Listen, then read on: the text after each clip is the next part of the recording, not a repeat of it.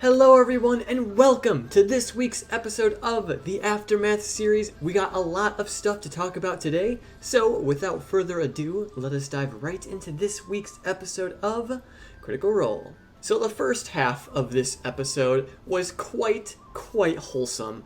Just the party going about their ways of trying to liven up this new house they have acquired. And how adorable was it at the very beginning of the episode with Jester and Beau just running in, checking all of the rooms, because honestly for them in particular, and I guess Ford as we later learned that he never really had a home, Jester and Beau as well probably haven't experienced this much room as far as living space goes. Now we know Jester grew up really in just that one room, essentially. She did have the entirety of the lavish chateau, but when she was with her mother, she was more or less confined to her room. And with Beau, we don't quite know how her growing up experience was.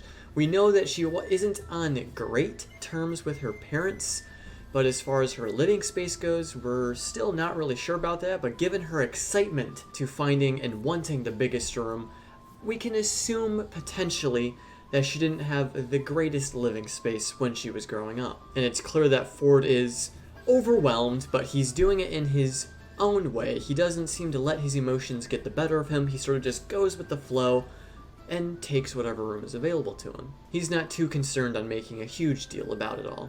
And then of course we have Clay creating his garden and using that tree, which is a very strong statement to make as the new people on the block. But still just another wholesome moment of Clay creating this space and creating individual little shrines to each of the party's gods of worship.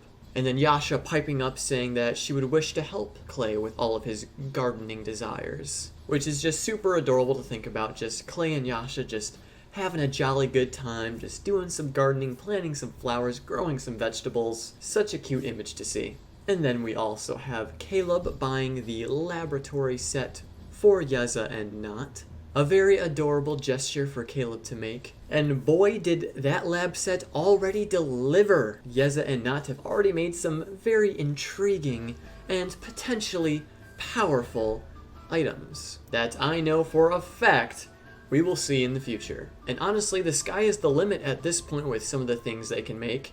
It's just up to Nat and Yeza to get a little creative. So I wouldn't be surprised if in future episodes Nat and Yeza just try random things and see what happens, not really worrying about whatever mistakes they might make. And we all know, as the great Bob Ross once said, we don't make mistakes, we just have happy accidents. And then we also had Ford trying to make friends with the neighbors. However, I'm unsure of how successful he really is. Their neighbors are rather mysterious and they don't seem to be taking a liking to this giant tree and the lights that have now taken hold next to their house. But I'm sure we'll get more information on them soon. And now we're going to move on to some of the interesting and intriguing conversations that happened in this episode. The first two are kind of one and the same. It's the one with Caleb and Beau where they talked about Dairon, and the other one with Ford and Beau where they also talked about Dairon.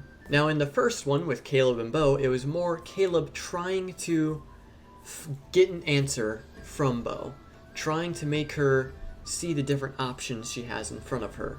And it's very clear that Beau is very conflicted on what she wants to do with Dairon. You know, Dairon is the one motherly or parental figure in her life that ever gave a crap about her. And Dairon is the one person that Beau really looks up to.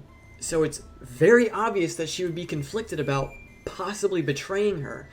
Now, she obviously doesn't want to do that since it seems like she ultimately decided with Ford's help to tell Dairon. However, choices may change in the next episode given that they might have a bit more time to discuss. But it's so hard, and I feel so bad for Beau just because of her relationship with Dairon.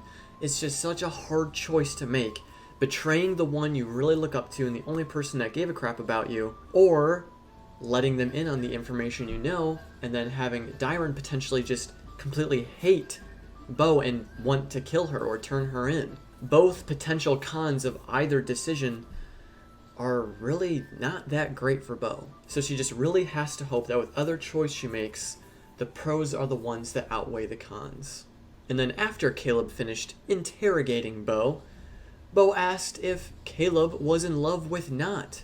Now, I certainly don't believe that Caleb is in love with Not, but I do think he might be afraid that Not will replace him or forget about him in a way. For Caleb, it took him a while to really form relationships with another person, and then he finally found Not and formed a very strong relationship with her.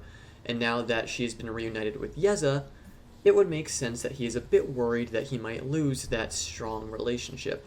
But I don't think Caleb has anything to truly worry about because I think Not still deeply cares and loves Caleb. And nothing will be able to sever that relationship that they have.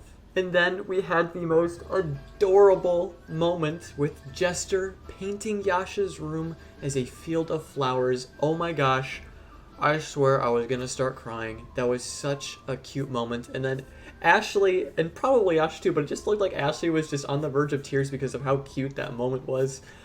Oh my gosh.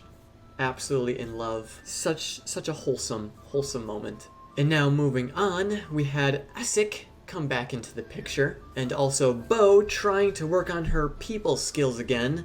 We got a nice throwback of the classic Ford trying to help Beau understand and communicate with others better. Oh man, did I miss those moments.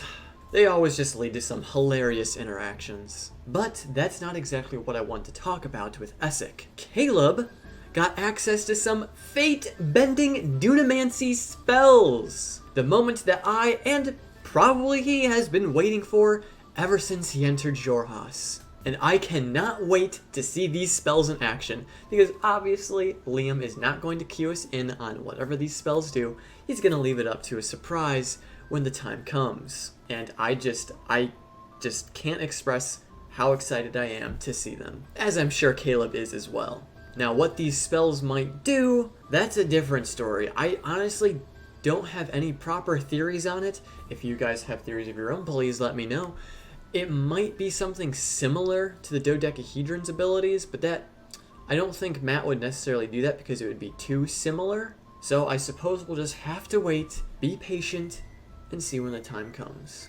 And then another interesting conversation that happened was between Caleb and Ford, where Caleb just wanted to get a bit more information on Ford and his fake/real accent. Ford sort of confided in him in saying that Ford doesn't like his past. He just wants to leave that behind. He became a new person when Uk'otoa came into the picture, a person that he very much enjoys and is more fond of than obviously his previous self. And that sentiment kind of parallels with Caleb in a way, where Caleb was a very different person pre-torching his parents, and now he's trying to make amends and work towards a better future for himself. And he even spoke a very powerful line that resonates with pretty much every member of the Mighty Nein. We can remake ourselves into something better. Now that line actually kind of gave me chills when he said it, because it really does resonate with most of the Mighty Nein. Obviously with Ford, he does not like his past, and now Uk'otoa has come into the picture, and now Ford can really just reshape himself. He has these newfound abilities.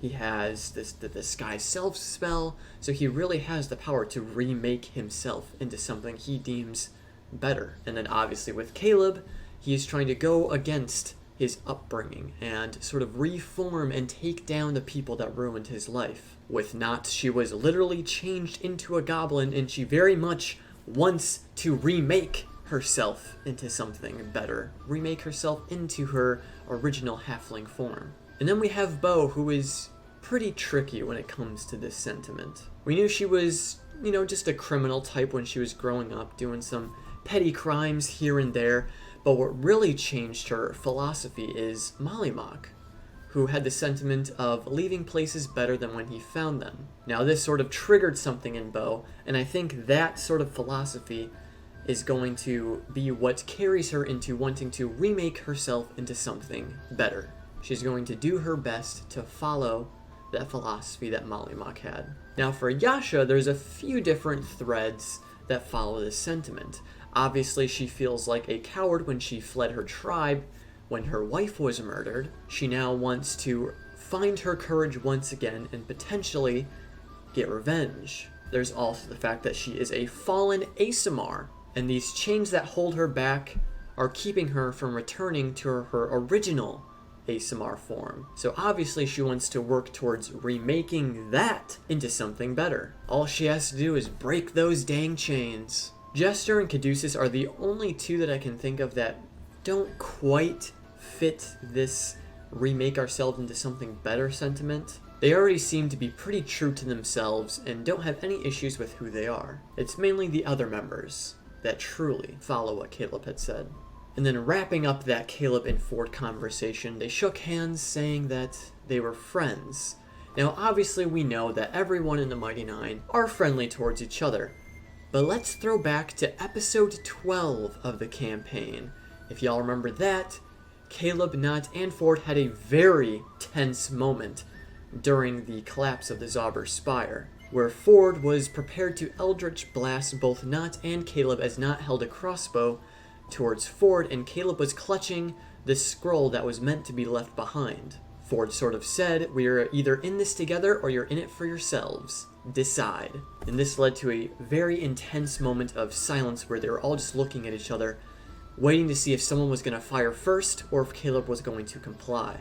Now I can't remember if they exactly had a conversation about that moment, but if they didn't, and this was the first time since then that Caleb and Ford really said, "Hey, we're friends, right?" Then that's actually pretty hilarious. And it's nice to finally have some closure from that moment. But I'm sure they've had a talk about it since then, but I honestly can't remember. It's been like 50-something episodes. And now moving on to the last couple of topics, we had the heist that the Mighty Nein performed on the Overcrow Apothecary. Now they did find some residuum and some drugs or spice, two nice throwbacks to Campaign 1, but what's really important is that it does seem that the apothecary is more of a front for this drug trafficking business. And it's even possible, as the Mighty Nein began theorizing, that Morrow is a mole for the Empire. And if that's the case, and the Mighty Nein really mess up with their future potential heists with this apothecary, the Mighty Nein better hope, specifically Caleb better hope, that Morrow did not see him at all. Because I'm sure if the Mighty Nein cause some trouble, the Empire will contact Morrow and ask if any particularly interesting people came to the apothecary. And the Mighty Nein is a relatively colorful group, so Morrow will probably name them as an interesting sort. And if Caleb gets named, oh boy, better watch out. And he already better watch out because a letter from the Solstice Academy is waiting at the Pillow Trove. And this is a consequence to Nott and Jester writing a letter to the Solstice Academy asking about Astrid.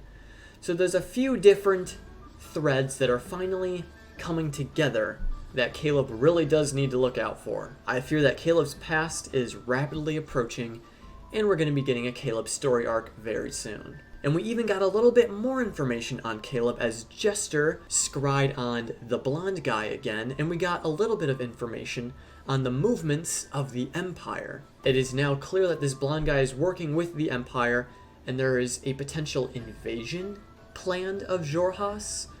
They talked about different legions moving and reinforcements going to the Ashgard garrison, and then the royal assassins being unleashed. Now, where are these assassins being unleashed? In Xhorhas? In the Ashgard garrison? Are they going to try to mount an assault on Rosanna? I guess we'll have to wait and see until the next day of Grisson, when the Mighty Nein plan on potentially capturing this blonde figure. But we did learn that Caleb was going to be trained to be such a royal assassin, which is also quite disturbing. And now, with all of this new information the party has received, they have a very, very important decision to make.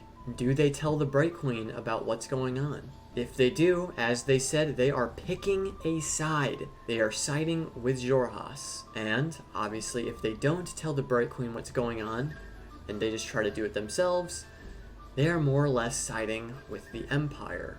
And then Beau still has to deal with what she wants to do with Dairon. So there's so many different layers to this decision they have to make.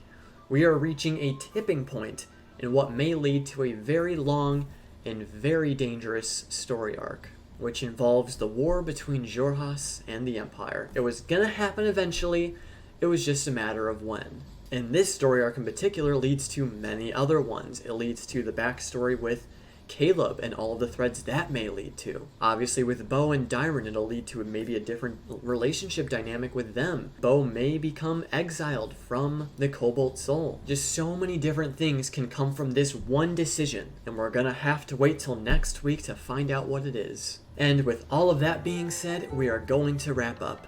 Let me know all of your thoughts, feelings, and emotions during this episode. I hope you all have an absolutely wonderful rest of your weekend, and I will see you all next week.